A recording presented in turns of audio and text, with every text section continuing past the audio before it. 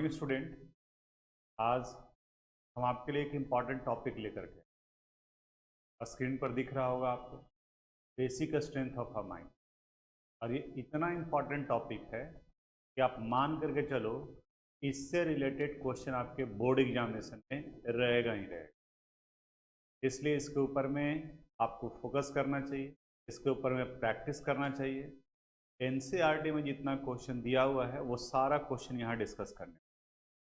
तो जो भी 15-20 मिनट के करीब का ये वीडियो होगा, इसे ज़रूरत के हिसाब से आप रिपीट करके देखोगे, क्योंकि इतने ही मिनट में आप बोर्ड में मार्क्स स्कोर करने वाले, ये आपके लिए इम्पॉर्टेंट हो जाए। बेसिक स्ट्रेंथ है कि जितनी भी बातें हम बताने वाले हैं वो सब यहाँ पर स्क्रीन पर रिटन फॉर्म में भी दिया हुआ है। आपको अगर नोट करने का ज़रूरत पड़े तो आप इसे रोक करके अपनी कॉपी में नोट भी कर सकते हैं। हम थोड़ा साइड हो जाते हैं और जहाँ ज़रूरत पड़े कि आपको नोट करना है वो आप नोट। देखो, ये सारा इन्फॉर्मेशन दिया हुआ है जो आपको अपनी कॉपी में लिख लेना चाहिए। यहाँ पर वीडियो को पॉज करोगे और वहाँ पर इसका 2 पार्ट है, सेकंड पार्ट में यहाँ ये आया है, इसको भी आप अपने रिक्वायरमेंट के अनुसार से इसको नोट करो। अब इन्हीं सब बातों को हम यहाँ एक्सप्लेन करने जा रहे हैं। बेसिक स्ट्रेंथ इक्विलिब्रियम चैप्टर था क्लास 11th में, और वहाँ पर एसिड और बेस के लिए 3 कंसेप्ट दिया गया था: Arrhenius concept, Bronsted and Lowry concept और लीविस कंसेप्ट। अमोनिया और अमाइन ये तीनों कंसेप्ट के अनुसार से बेस है। हम चूंकि अमाइन और अमोनिया के बारे में डिस्कस कर रहे हैं, बेसिक स्ट्रेंथ के बारे में डिस्कस कर रहे हैं, इसलिए सिर्फ बेस वाले पार्ट को ही बता रहे हैं, क्योंकि अगर एसिड भी बताएंगे तब वो इक्विलिब्रियम हो जाएगा क्लास 11। पहला कंसेप्ट आर्हेनियस कंसेप्ट। यह आर्हेनियस कंसेप्ट क्या बताता है? वैसे केमिकल सब्सटेंस जो वाटर में डिजोल्व होकर हाइड्रोक्सिल आयन का फॉर्मेशन करते हैं उन्हें बेस कहा जाता है। जब अमोनिया या अमाइन को वाटर में डिजोल्व करते हैं, then it result the formation of NH4+ and OH-। तो ये हाइड्रोक्सिल आयन का फॉर्मेशन कर रहा है वाटर में डिजोल्व करने पर, इसलिए आर्हेनियस कंसेप्ट के अनुसार से भी ये बेस हो गया। ब्रोंस्टेड एंड लॉरी कंसेप्ट क्या करता है? NH3 का अगर HCl के साथ आप रिएक्शन कराते हो, it result the formation of NH4+ और +Cl-। Bronsted and Lowry concept बताता है जो प्रोटॉन डोनेट करता है उन्हें एसिड, और जो प्रोटॉन एक्सेप्ट करता है उन्हें बेस कहा जाता है। यानी acid is proton donor and base is proton acceptor. अब देखो कौन किस रूप में काम कर रहा है। NH3 कन्वर्ट किया NH4+ में, इसका मतलब ये प्रोटॉन एक्सेप्ट कर रहा है, इसलिए ये काम करेगा बेस के रूप में। वहीं HCl प्रोटॉन लूज कर रहा है, Cl- में कन्वर्ट कर रहा है, इसलिए ये वर्क करेगा एसिड के रूप में। तो यहाँ पर ये देखो, ये अमोनिया बेस है क्योंकि ये हाइड्रोक्सिल आयन का फॉर्मेशन किया आर्हेनियस कंसेप्ट के अनुसार से। Therefore ammonia and derivative of ammonia which is amine is Arrhenius base. Ammonia and derivative of ammonia, ammonia की जगह पर आप अमाइन भी ले सकते हो, सेम टाइप ऑफ रिएक्शन हो। It accept the proton from acid, therefore it act as a base. तो ये ब्रोंस्टेड कंसेप्ट को भी फॉलो करता है, इसलिए इसे ब्रोंस्टेड बेस कहा गया। एक और कंसेप्ट पढ़े थे क्लास 11th में जिन्हें लीविस कंसेप्ट कहा जाता है। लीविस कंसेप्ट समझने के लिए इनका लीविस डॉट स्ट्रक्चर लिखो। नाइट्रोजन का एटॉमिक नंबर 7, कॉन्फ़िगरेशन लिखेंगे तो 2,5। Hydrogen atomic number 1, configuration 1। यहाँ नाइट्रोजन, हाइड्रोजन, हाइड्रोजन, हाइड्रोजन, ये हाइड्रोजन 1 इलेक्ट्रॉन दिया, 1 इलेक्ट्रॉन, 1 इलेक्ट्रॉन। नाइट्रोजन के आउटर मोस्ट एटम में 5 इलेक्ट्रॉन है, ये 1 2 3 4 5। यहाँ देखो तो हाइड्रोजन का डुप्लेट पूरा हो गया, यहाँ डुप्लेट पूरा हो गया, यहाँ डुप्लेट पूरा हो गया, और नाइट्रोजन का ऑक्टेट पूरा हुआ। अब ऑक्टेट पूरा करने के बाद इस नाइट्रोजन एटम के पास में lone pair electron, and due to the presence of lone pair electron, ammonia and derivative of ammonia act as a Lewis base। तो अभी तो हम लोगों ने डिस्कस किया कि अमोनिया या डेरिवेटिव ऑफ अमोनिया या अमाइन बेसिक नेचर का क्यों है, किस किस कंसेप्ट के अनुसार से बेस है। लेकिन हमें क्वेश्चन यहाँ से नहीं पूछा, हमें अमाइन और उसके डिफरेंट टाइप्स यानी प्राइमरी, सेकेंडरी, टर्सरी के कॉम्पेरेटिव बेसिक स्ट्रेंथ से पूछा जाता है। और इसी जगह पर केबी और पीकेबी से भी रिलेटेड भी क्वेश्चन पूछा जाता है। तो पहले थोड़ा सा केबी और पीकेबी के बारे में बात कर लेते हैं, उसके बाद में फिर हम लोग उसके बेसिक स्ट्रेंथ के बारे में आए।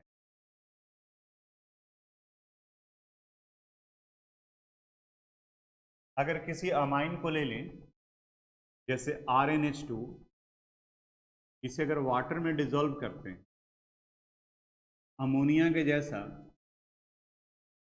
ये भी OH माइनस का फॉर्मेशन करेगा, RnH3 plus and OH minus. अगर ये इक्विलिब्रियम अटेन करता है तो at equilibrium constant K would be equal to होगा molar concentration of RnH3 plus OH minus, नीचे में आएगा RnH2 into H2, molar concentration of H2। ये वाटर है, इनका कांस्टेंट होता है, ये इनके साथ कंबाइन कर K इंटू H2O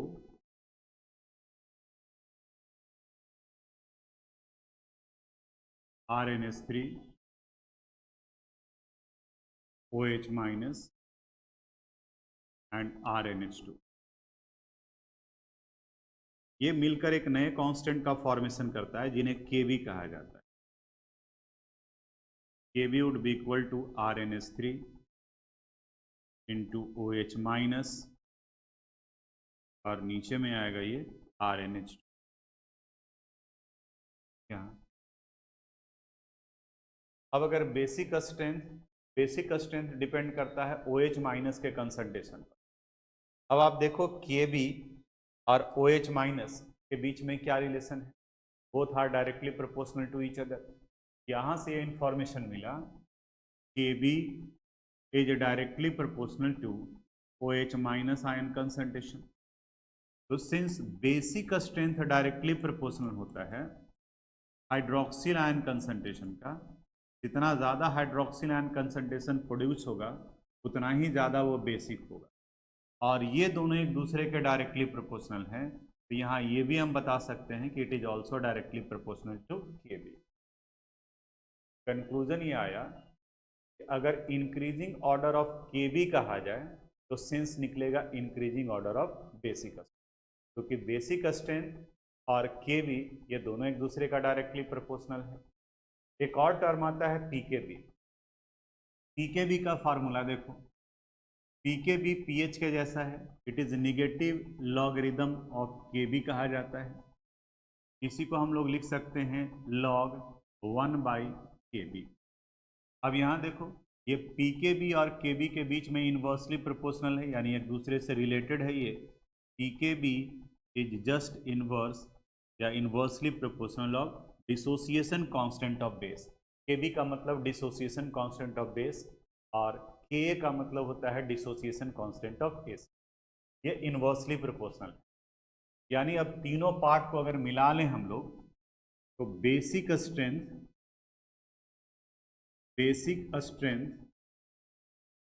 ये डायरेक्टली प्रोपोर्शनल हो गया हाइड्रोक्सिल आयन कंसंट्रेशन का, डायरेक्टली प्रोपोर्शनल हो गया द वैल्यू ऑफ केबी का, लेकिन इनवर्सली प्रोपोर्शनल होगा पीकेबी का। तो कुछ एक क्वेश्चन आपको एनसीईआरटी में मिलेगा, उसमें पीकेबी के बारे में कह रहा है arrange the following in increasing order of their pKb value. तो जैसे ही पीकेबी आएगा तो उसको आप रिवर्स मान के चलो, यानी इंक्रीजिंग ऑर्डर ऑफ पीकेबी का मतलब डिक्रीजिंग ऑर्डर ऑफ बेसिक। ये भी डायरेक्टली प्रोपोर्शनल है, यानी कि सेमी वैल्यू आएगा वहां पर। ये इतना बात हो गया जानकारी का बेसिक स्ट्रेंथ। अब इसके बाद फिर जहां से स्टार्ट किए थे वहीं पर आते हैं हम लोग, यहाँ पॉइंट लिखवाए हैं। अमाइन, अमोनिया, इन सब का basic strength electron pumping group के प्रेजेंस में बढ़ता है, यानी इंडक्टिव इफेक्ट अप्लीकेबल होता है, और इलेक्ट्रॉन विड्रॉइंग ग्रुप के केस में घटता है। एसिड और बेस दोनों में उल्टा है, acidic strength electron pumping group के प्रेजेंस में डिक्रीज करता है और इलेक्ट्रॉन विड्रॉइंग ग्रुप के प्रेजेंस में इंक्रीज करता है, जबकि basic strength increases in the presence of electron pumping. तो वहाँ पर अगर गैसियस स्टेट की बात हम लोग करेंगे तो गैसियस स्टेट में जितना ज़्यादा इलेक्ट्रॉन पंपिंग ग्रुप होगा बेसिक स्ट्रेंथ उतना ही ज़्यादा होगा। अभी बताया आपको कि basic strength increases in the presence of electron pumping group. Electron pumping group के प्रेजेंस में इंक्रीज करता है और इलेक्ट्रॉन विड्रॉइंग ग्रुप के केस में ये डिक्रीज करता है। बट इन गैसियस फेज, यहाँ पर एक्वस फेज में अलग कंसेप्ट आएगा और गैसियस फेज में अलग कंसेप्ट आएगा। यहाँ जैसे देखते हैं H N H H, एक पार्ट फिर जुड़ गया R N H और H, और दूसरा है बेंजीन रिंग है C6H5NH और ये H। ये सब देख रहे हो तीनों का तीनों जो है वो प्राइमरी अमाइन है। अब यहाँ पर NH2 कॉमन है, डिफरेंस कहाँ पर है? यहाँ हाइड्रोजन है, यहाँ अल्काइल ग्रुप है और यहाँ फिनाइल ग्रुप। हाइड्रोजन का इंडक्टिव इफेक्ट वैल्यू 0 होता है, अल्काइल ग्रुप का इंडक्टिव इफेक्ट +I होता है और फिनाइल ग्रुप का -I इफेक्ट होता है। अभी क्या बताया आपको? इलेक्ट्रॉन पंपिंग ग्रुप यानी +I इफेक्ट प्रोड्यूसिंग ग्रुप के प्रेजेंस में बेसिक स्ट्रेंथ इंक्रीज करता है और -I इफेक्ट प्रोड्यूसिंग ग्रुप के केस में बेसिक स्ट्रेंथ डिक्रीज करता है। तो देखो तो -I इफेक्ट कौन सा है? C6H5NH2, यानी कि सबसे कम C6H5NH2 का बेसिक स्ट्रेंथ होगा, इससे ज़्यादा बेसिक स्ट्रेंथ हो जाएगा अमोनिया का और सबसे ज़्यादा बेसिक स्ट्रेंथ हो जाएगा अल्काइल ग्रुप। R डाले हैं तो R ही लिखिए आप, इस जगह पर RNH2। ये हो गया। लेकिन किस स्टेट में? गैसियस स्टेट में, क्योंकि एक्वस फेज में कुछ और आगे कंसेप्ट आने वाला है। अगर दो अमाइन को ही लेकर के चलें, एक प्राइमरी है, दूसरा सेकेंडरी है और तीसरा टर्शियरी। अब तुम खुद सोचो, जितना +I इफेक्ट प्रोड्यूसिंग ग्रुप होगा बेसिक स्ट्रेंथ उतना ही ज़्यादा होगा। तो कहाँ ज़्यादा +I इफेक्ट प्रोड्यूस होगा? टर्शियरी में, क्योंकि 3 अल्काइल ग्रुप इलेक्ट्रॉन पंप कर रहा है। उससे कम होगा सेकेंडरी में और उससे कम होगा प्राइमरी में। यानी कि दूसरा कंक्लूजन ये लिख सकते हैं कि RNH2 प्राइमरी इससे ज़्यादा बेसिक होगा सेकेंडरी यानी R2NH, और इससे ज़्यादा होगा R3N यानी कि टर्शियरी के केस में। प्राइमरी, सेकेंडरी और ये टर्शियरी, ये गैसियस फेज में। इससे रिलेटेड एनसीईआरटी का जो क्वेश्चन है वो बन जाएगा आपसे। अब बात करते हैं कि अगर एक्वस फेज में है तब क्या होगा। एक्वस फेज में इंडक्टिव इफेक्ट के साथ साथ स्टीयरिक इफेक्ट और हाइड्रेशन इफेक्ट, ये दो और भी एडिशनल फैक्टर होते हैं।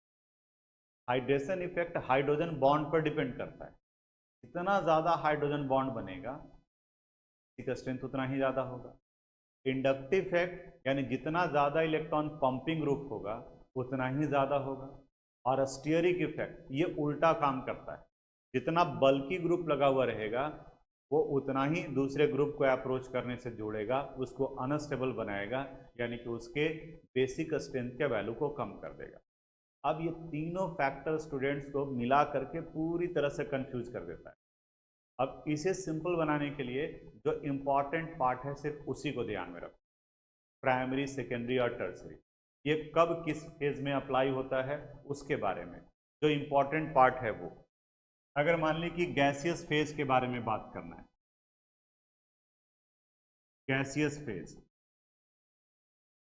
तो गैसियस फेज में सबसे कम होगा अमोनिया का NH3, और पीछे लेकर के चलें तो C6H5NH2 का, इससे ज़्यादा होगा NH3 का, इनसे ज़्यादा होगा प्राइमरी अमाइन का यानी RNH2 का, इनसे ज़्यादा होगा सेकेंडरी अमाइन का यानी R2NH का, और सबसे ज़्यादा होगा R3N का यानी टर्शियरी अमाइन। क्योंकि गैसियस फेज में सिर्फ इंडक्टिव इफेक्ट का कंसेप्ट अप्लाई होता है। ये -I इफेक्ट, यहाँ 0 इंडक्टिव इफेक्ट, ये सब +I ये बढ़ता चला गया। लेकिन एक्वस फेज में हाइड्रेशन इफेक्ट और इंडक्टिव इफेक्ट दोनों का, हाइड्रेशन इफेक्ट वहाँ ज़्यादा होगा जहाँ हाइड्रोजन बॉन्ड ज़्यादा बन रहा है, तो हाइड्रोजन बॉन्ड प्राइमरी में बनेगा। क्योंकि प्राइमरी में अगर स्ट्रक्चर देखो आप, यहाँ आर एन एच एच, ये प्राइमरी हो गया। आर एन आर और एच, ये सेकेंडरी हो गया। आर एन आर आर, ये टर्सरी हो गया। अब यहाँ कर रहा है कि एक्वस मीडियम में सॉल्वेशन इफेक्ट, हाइड्रेशन इफेक्ट और इंडक्टिव इफेक्ट दोनों काम करता है।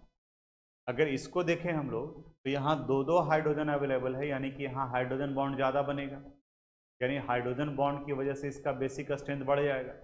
लेकिन इलेक्ट्रॉन पंपिंग ग्रुप सिर्फ एक ही लगा हुआ है, सिर्फ एक ही ग्रुप लगा हुआ है जो इलेक्ट्रॉन पंप कर सकता है।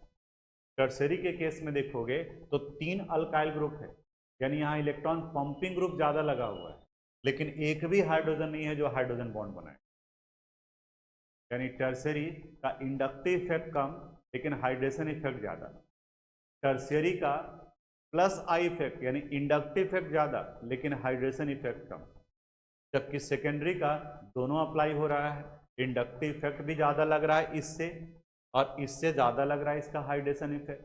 तो इन तीनों पार्ट को अगर कंक्लूड करते हैं, मिलाते हैं, तो यहाँ पर ये आता है कि CH3 होल ट्वाइस NH, यानी सेकेंडरी अमाइन ज़्यादा होगा, चाहे वो मिथाइल अमाइन हो या फिर इथाइल अमाइन।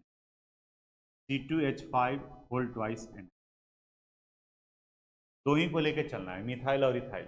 सेकेंडरी ज़्यादा होगा क्योंकि सेकेंडरी में इंडक्टिव इफेक्ट भी है और हाइड्रोजन की वजह से हाइड्रेशन इफेक्ट भी है, जो दोनों को बेसिक बना रहा है। लेकिन यहाँ C2H5 है तो इस जगह पर इंडक्टिव इफेक्ट डोमिनेट कर जाता है। डोमिनेट कर जाता है इसका मतलब इसके बाद टर्सरी आ जाएगा, C2H5 होल थ्राइस N, और इसके बाद आएगा प्राइमरी यानी C2H5 NH2, और इनसे कम हो जाएगा फिर NH3 यानी 2 डिग्री, 3 डिग्री और ये 1 डिग्री। लेकिन अगर मिथाइल को लेते हैं तो यहाँ पर इंडक्टिव इफेक्ट से ज़्यादा हाइड्रेशन इफेक्ट का इम्पैक्ट पड़ता है।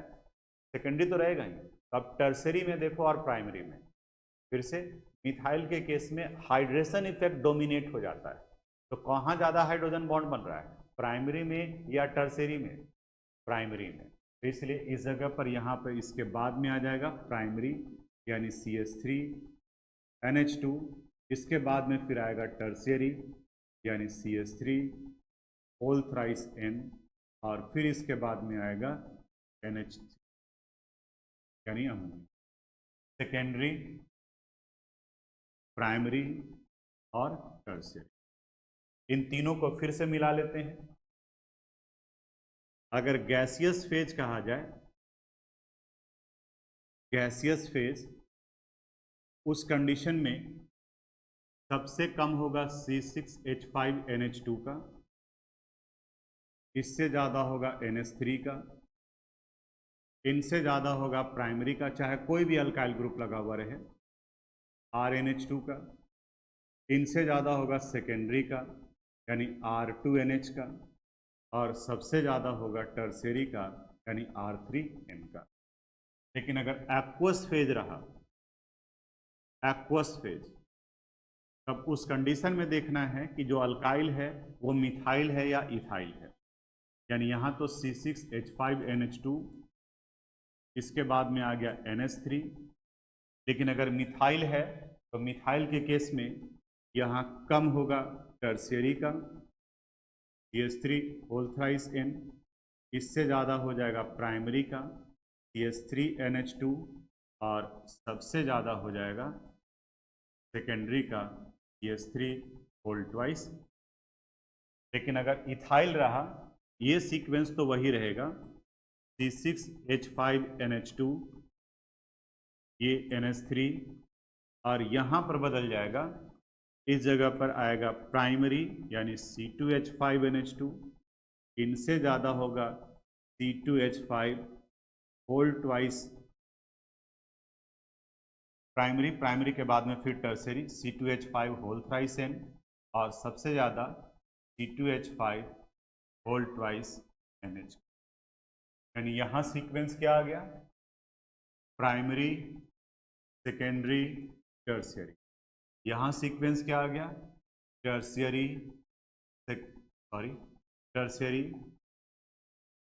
Primary, secondary. और यहाँ सीक्वेंस क्या आ गया, प्राइमरी, टर्शियरी और कई जगह पर कई लोग बताते हैं कि ऐसे याद रखो कि नॉर्मल में गैसियस फेज में 1 2 3, एक्वस में अगर मिथाइल है तो 3 1 2 और इथाइल है तो 1 3, यानी कि यहाँ पर ये चेंज हो जाएगा 2 2, ये दोनों केसेस में।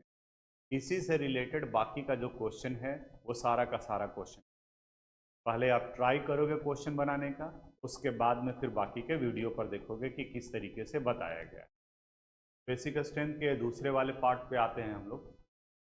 पिछले क्लास में आपको बताया था, पिछले वाले वीडियो में आपको बताया था कि किस तरीके से बेसिक स्ट्रेंथ डिपेंड करता है, अमोनिया या अमाइन को क्यों बेस कहा गया है, किस कंसेप्ट के अनुसार से है, और फिर बताए थे कि ये बहुत इंपॉर्टेंट पार्ट है, इसलिए इसको हम लोग क्वेश्चन भी डिस्कस करेंगे एनसीईआरटी का, और एनसीईआरटी का क्वेश्चन बना लो, इसी से रिलेटेड रहता है। कंसेप्ट ये क्लियर होगा आपका।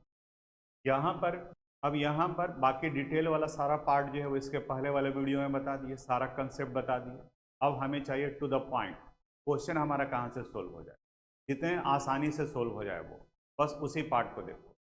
गैसियस फेज में सिर्फ और सिर्फ इंडक्टिव इफेक्ट काम करता है। तो इंडक्टिव इफेक्ट काम करता है तो प्राइमरी से ज़्यादा बेसिक होगा सेकेंडरी, और सेकेंडरी से ज़्यादा बेसिक होगा टर्शियरी। ये 1 degree 2 degree 3 degree. Aqueous phase में इंडक्टिव इफेक्ट के साथ साथ हाइड्रेशन इफेक्ट भी एप्लीकेबल होता है। देखना हो तो पिछले वाले वीडियो में जाकर के देखो, ये क्या है हाइड्रेशन इफेक्ट, क्या है इंडक्टिव इफेक्ट। यहाँ पर जब ये दोनों अप्लाई होता है तो दोनों में रिजल्टेंट दो कंडीशन लेके चलना है, एक में मिथाइल ग्रुप और दूसरे में इथाइल ग्रुप। मिथाइल और इथाइल दोनों में सेकेंडरी का बेसिक स्ट्रेंथ सबसे ज़्यादा होता है, चाहे वो मिथाइल हो या इथाइल हो, दोनों में सेकेंडरी ज़्यादा होगा। अब इसके बाद में अगर मिथाइल है CH3 और दूसरा C2H5 है, C2H5 बड़ा है, यहाँ इंडक्टिव इफेक्ट ज़्यादा डोमिनेट करे, यानी कि इनमें प्राइमरी और टर्सरी को लेके चलें तो जहाँ ज़्यादा इंडक्टिव इफेक्ट है वो ज़्यादा बेसिक हो। यानी इसका सीक्वेंस अगर देखें तो इसके बाद में नंबर आ जाएगा टर्सरी का और सबसे कम होगा प्राइमरी का, जबकि यहाँ पर हाइड्रेशन इफेक्ट डोमिनेट करता है तो सेकेंडरी के बाद में नंबर आ जाएगा प्राइमरी का और इसके बाद में नंबर आएगा टर्सरी का, यानी 3 डिग्री। बस यही सीक्वेंस याद रखना। अब आप रट लो या जो करो, गैस में ये आएगा 1 2 3, एक्वस फेज में अगर मिथाइल है तो 3 1 2 और इथाइल है तो 1 3 2, ये सीक्वेंस। अब कुछ क्वेश्चन पर आते हैं। यहाँ देखो इस जगह क्वेश्चन करा है, arrange the following in decreasing order of their basic strength. Decreasing यानी जो सबसे ज़्यादा होगा उसको पहले रखना है और जो कम होगा उसके अनुसार। अब देखो तो यहाँ पर ये C6H5 है, यानी यहाँ माइनस आई इफेक्ट प्रोड्यूसिंग। ये C2H5 है, ये प्राइमरी नेचर का, ये सेकेंडरी नेचर का, और ये अमोनिया। तो डिक्रीजिंग ऑर्डर कहने का मतलब सबसे ज़्यादा जिसका होगा, अभी हम लोग पढ़े इसको ABCD कर देते हैं, आसान हो जाएगा, ABCD। सबसे ज़्यादा किसका होगा, सेकेंडरी का, तो पहले C को रख दिए। सेकेंडरी के बाद में फिर कौन आएगा, प्राइमरी, यानी B रख दिए। इसके बाद कौन आएगा, D, और सबसे कम किसका आएगा। देखो ये डिक्रीजिंग ऑर्डर में, रीजन ये पहले जो बताए हैं उसी के अनुसार से। नेक्स्ट क्वेश्चन पर आते हैं। यहाँ arrange the following in increasing order of their basic strength. तो पहले वाला क्वेश्चन था डिक्रीजिंग ऑर्डर और यहाँ पर है इंक्रीजिंग ऑर्डर, यानी कि जो सबसे ज़्यादा होगा उसको बाद में रखेंगे और जो कम होगा वो पहले। नहीं दिया है कि गैसेस फेज है या एक्वस फेज। अभी क्या बताया आपको, अगर कोई फेज इंडिकेट नहीं कर रहा है, एज ए कन्वेंशन आप एक्वस को मान करके चलो, वाटर में मान करके चलो, और गैस अगर दिया हुआ है तब फिर गैस को कंसिडर। यहाँ पर प्राइमरी सेकेंडरी टर्सरी पहले कर लो। देखो ये कौन सा डिग्री है, प्राइमरी, C2H5 दिया हुआ है, ध्यान देना। ये C6H5 है यानी कि माइनस है, यहाँ NH3 इंडक्टिव इफेक्ट 0, यहाँ C6H5 माइनस भी है और प्लस भी, माइनस भी है और प्लस भी। NH2 के नज़दीक में प्लस है, यानी कि इसका इम्पैक्ट ज़्यादा पड़ने वाला, और ये किस नेचर का है? Secondary nature. इसको भी हम लोग ABCD कर देते हैं, ये ABCD और ये ABCD। अब जो सबसे कम है उसको पहले रखेंगे, तो सबसे कम तो यहाँ minus I effect producing group यहाँ B आ गया, तो इसका आंसर लिखोगे तो पहले B, इसके बाद में अमोनिया यानी कि C, इसके बाद में यहाँ माइनस और प्लस दोनों लगा हुआ है, इसका मतलब D। अब A और E में देखो, ये A प्राइमरी है और ये सेकेंडरी है, सेकेंडरी का तो सबसे ज़्यादा होता है। देखो यहाँ हम लोग लिखे हैं कि सेकेंडरी का सबसे ज़्यादा होता है, चाहे वो मिथाइल हो या इथाइल हो, सेकेंडरी सबसे ज़्यादा होगा, तो इसलिए इस जगह पर सेकेंडरी में रखेंगे हम लोग।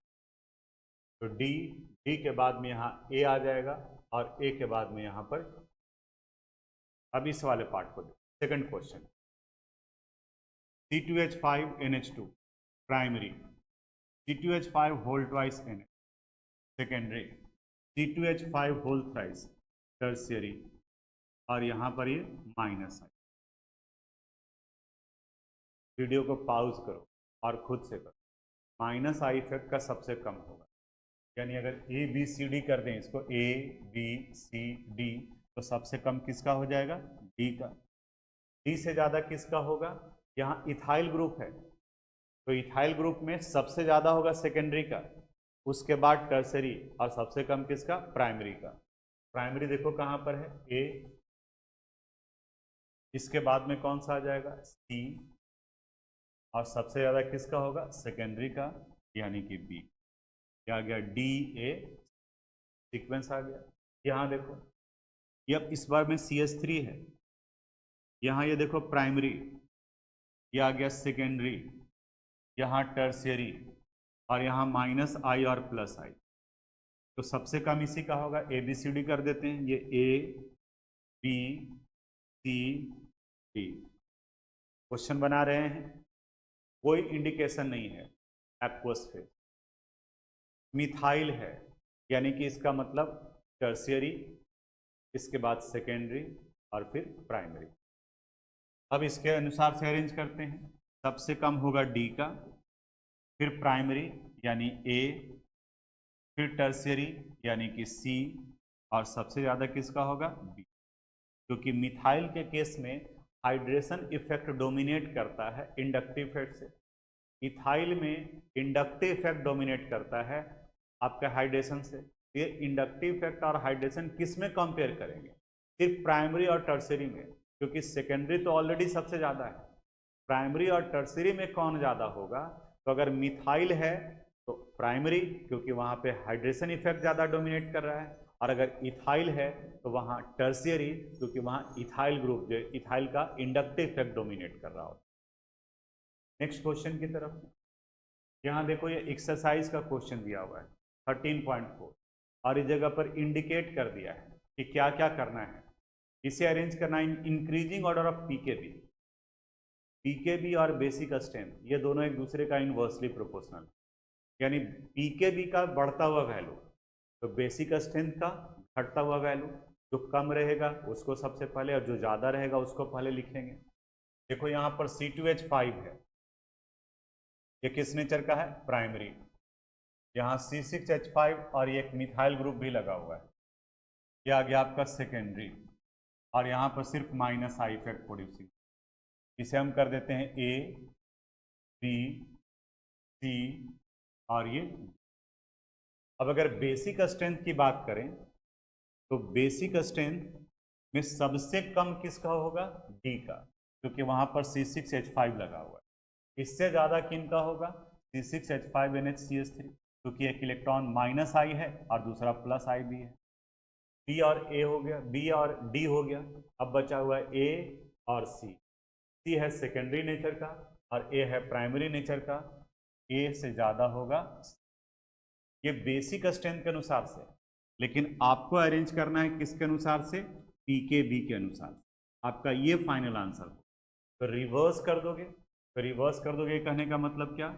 C इसके बाद में आएगा ए, इसके बाद में आएगा बी और सबसे ज़्यादा हो जाएगा डी। यानी जिनका बेसिक स्ट्रेंथ कम उनके पीकेबी का वैल्यू ज़्यादा, क्योंकि बेसिक स्ट्रेंथ और पीकेबी इनवर्सली प्रोपोर्शनल। इसमें आते हैं increasing order of basic strength. यहाँ बेसिक स्ट्रेंथ कर रहा है, ठीक है। यहाँ C6H5, यहाँ भी C6H5 और CH3 होल ट्वाइस, यह टर्सरी नेचर का है। यहाँ पर ये किस नेचर का आ गया? सेकेंडरी नेचर का। और यहाँ पर ये किस नेचर का है? Primary nature. अब इस जगह पर ध्यान से देखोगे, C6H5 इनका सबसे कम होगा, तो यहाँ पर इसको A, B, C और D ये कर दिए, तो सबसे कम हो गया A का। इसके बाद यहाँ C6H5 भी है और CH3 भी है इन दोनों पर, तो यहाँ टर्सरी को इसको लेकर के चलेंगे।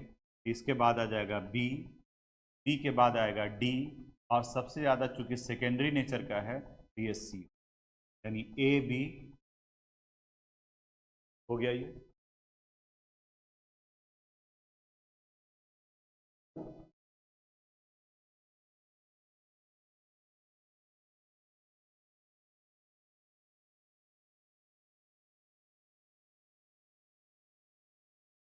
नेक्स्ट क्वेश्चन है in increasing order of basic strength. अब यहाँ पर फॉर्मूला नहीं दिया हुआ है, एनिलीन, पारा नाइट्रो एनिलीन और पारा टॉलिडीन है। एनिलीन यानी यहाँ NH2, पारा नाइट्रो एनिलीन यानी यहाँ NH2 और इस जगह पर नाइट्रो ग्रुप NO2। फिर है पारा टॉलिडीन यानी NH2 और यहाँ पर इसको A कर देते हैं, ये B है और ये C। क्या पढ़े हम लोग? सीखे हैं plus I effect producing group basic strength बढ़ाता है, माइनस आई इफेक्ट घटाता है। यहाँ पर नाइट्रो ग्रुप लगा हुआ, यह माइनस आई इफेक्ट शो करता है और ये प्लस आई इफेक्ट शो। तो सबसे कम B का हुआ और सबसे ज़्यादा C का हुआ, तो अगर अरेंज करेंगे तो आंसर आ जाएगा B, देन A और देन। नेक्स्ट क्वेश्चन, इसका दो पार्ट। क्वेश्चन नंबर थर्ड का A हो गया, अब थर्ड का B देखते हैं। इसमें क्या दिया हुआ है? C6H5NH2 यानी यहाँ NH2 के साथ में लगा हुआ है माइनस आई इफेक्ट प्रोड्यूसिंग। यहाँ पर इस NH के साथ एक लगा हुआ है माइनस आई इफेक्ट प्रोड्यूसिंग और दूसरा लगा हुआ है प्लस आई इफेक्ट, और इस जगह पर यहाँ ये माइनस आई है और इस जगह पर ये plus I effect producing group है। ये तो सबसे कम होगा, ये क्लियर है, यानी यहाँ A, B और C में, यानी सबसे कम A का होगा। अब इसको थोड़ा ध्यान से देखो, B और C को। C6H5 यहाँ भी लगा हुआ है और C6H5 यहाँ भी लगा हुआ है। दोनों में से कहाँ ज़्यादा ये क्लोजली जुड़ा हुआ है NH2 से, उसी पर डिपेंड करेगा इनके बेसिक स्ट्रेंथ का। यहाँ ये डायरेक्ट जुड़ा हुआ है NH से, यानी इस जगह पर ये ज़्यादा इफेक्टिवली इलेक्ट्रॉन को अपनी तरफ में खींचेगा, जबकि यहाँ पर ये जुड़ा है पहले CH2 से उसके बाद NH2 से, यानी कि यहाँ पर C6H5 का इम्पैक्ट कम पड़ेगा, यानी कि कम प्रभाव होगा। तो C6H5 क्या करता है? बेसिक स्ट्रेंथ को घटाने का काम करता है, तो यहाँ पर ये कम डिक्रीज कर पाएगा और यहाँ पर ये ज़्यादा डिक्रीज पर कर पाएगा। तो इसका मतलब ये हुआ यहाँ सीक्वेंस A के बाद में B आ गया और B के बाद में C। जिस जगह पर आपको लगे कि क्या बोला गया है उसको आप वहाँ पे पॉज करो, थोड़ा सा पीछे जाओ और फिर से रिपीट करके सुनो क्या कहा जा रहा है। इस वाले क्वेश्चन में यहाँ माइनस आई है और यहाँ भी माइनस आई है, लेकिन ये माइनस आई का इम्पैक्ट ज़्यादा पड़ेगा क्योंकि ये डायरेक्टली NH से जुड़ा हुआ है, नाइट्रोजन से जुड़ा हुआ है, जबकि ये डायरेक्टली नाइट्रोजन से नहीं जुड़ा है, पहले किससे जुड़ा है? कार्बन से। तो इलेक्ट्रॉन विड्रॉइंग ग्रुप की वजह से बेसिक स्ट्रेंथ डिक्रीज कर जाता है। तो यहाँ चूंकि डायरेक्ट जुड़ा हुआ है इसलिए B का कम हो गया C के रिस्पेक्ट में सेकेंडरी होने के बावजूद। एक तरीके से कह सकते हो कि न्यूट्रलाइज कर दिया, यहाँ -1 है और यहाँ +1 है, दोनों एक दूसरे को न्यूट्रलाइज कर रहा है, जबकि यहाँ पर इससे जो जुड़ा हुआ है वो CH2 ग्रुप है, तो ये खींचेगा इससे, लेकिन ये कंपनसेट कहाँ से कर लेगा? NH2। लास्ट वाले में देखो, in increasing order of basic strength in gaseous phase. अब देखो यहाँ इंडिकेट कर दिया ना, जहाँ नहीं था वहाँ पर एक्वस लेके चल रहे थे, यहाँ पर ये गैसियस फेज को लेकर के चला है। अब इसको समझोगे, गैसियस फेज में क्या आएगा, सिर्फ इंडक्टिव इफेक्ट अप्लाई होता है, तो यहाँ पर ये प्राइमरी नेचर का है, ये सेकेंडरी नेचर का है, ये टर्सरी नेचर का है, और ये अमोनिया है, ए बी सी और डी। तो सबसे कम किसका होगा, डी का। इसके बाद किसका होगा, ए का, फिर बी का, और सबसे ज़्यादा सी का, क्योंकि प्राइमरी से ज़्यादा सेकेंडरी, सेकेंडरी से ज़्यादा टर्सरी। सीक्वेंस भी याद करो ना, गैस में सिर्फ 1 2 3 सिर्फ इंडक्टिव इफेक्ट अप्लाई होता है।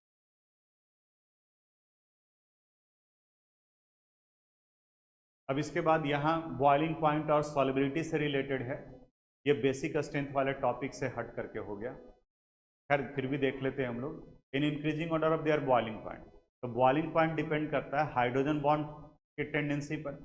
जो जितना ज़्यादा हाइड्रोजन बॉन्ड बनाएगा उतना ही ज़्यादा वो उनका बॉइलिंग पॉइंट होगा। अल्कोहल और अमाइन में अल्कोहल का सबसे ज़्यादा होता है। तो यहाँ पर अगर हम लोग सीक्वेंस देखें तो ये ए बी और सी, इसके पास सिर्फ एक ही हाइड्रोजन है, जबकि इसके पास में 2 हाइड्रोजन है। तो सबसे कम होगा जिनके पास एक है, यानी बी, इससे ज़्यादा होगा सी का, और अमाइन से ज़्यादा होता है ए का, यानी इस जगह पर ये सीक्वेंस बी सी। इस बार लास्ट क्वेश्चन की तरफ में आ जाते हैं। यहाँ करा है in increasing order of solubility in water. Water में सॉलिबिलिटी को देखना है। वाटर में सॉलिबिलिटी चेक करो, कितना हाइड्रोजन बॉन्ड जो बना सकता है। इसके पास में सिर्फ एक ही हाइड्रोजन है, इसके पास 2 हाइड्रोजन है, इनके पास भी 2 हाइड्रोजन, लेकिन इन सब जगह पर अल्काइल ग्रुप लगा है, और यहाँ पर ये फिनाइल ग्रुप लगा है, बल्की ग्रुप लगा हुआ है। तो बल्की ग्रुप की वजह से इनका सॉलिबिलिटी एरोमेटिक नेचर का है, ये डिक्रीज कर जाएगा। मॉलिक्यूलर मास इनका ज़्यादा है, इनका कम हो जाएगा। यानी ए बी और सी में ए का सॉलिबिलिटी सबसे कम होगा, इससे ज़्यादा होगा बी का, और सबसे ज़्यादा होगा सी का, क्योंकि सी में 2 हाइड्रोजन हैं जो हाइड्रोजन बॉन्ड का फॉर्मेशन। ये इतना कुछ एनसीईआरटी से रिलेटेड क्वेश्चन था जो बता दिए। अब इन दोनों वीडियो को आप बिल्कुल ध्यान से देखोगे, ज़रूरत पड़े तो रिपीट करोगे, बहुत इंपॉर्टेंट। Thank you.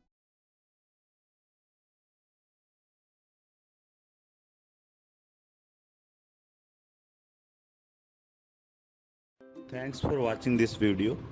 अगर आपको कोई प्रॉब्लम है, अगर किस तरह का समझने में कोई दिक्कत है, तो आप मुझे मैसेज कर सकते हैं। हम अपनी तरफ से पूरी कोशिश करेंगे उसे रिप्लाई करने के लिए। अगर आपको ये वीडियो पसंद आया हो तो प्लीज़ इसे लाइक करें, सब्सक्राइब करें एंड शेयर करें। Thank you very much.